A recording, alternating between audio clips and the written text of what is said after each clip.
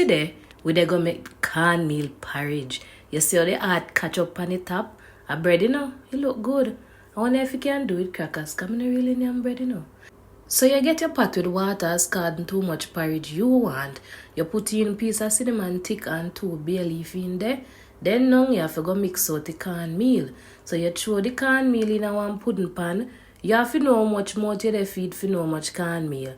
And you use water now and you mix it around. You might use one little whisk sitting for just shush around.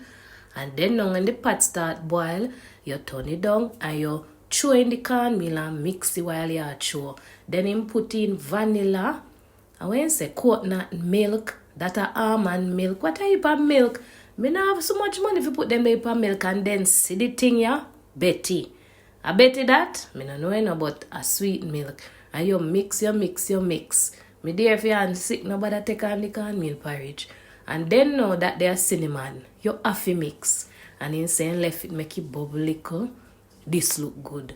Watcha? Yes, that bowl they look like my size. It look good. Chef Clay say for Valentine's and told me packet look. It look like I go work for true. You done am this?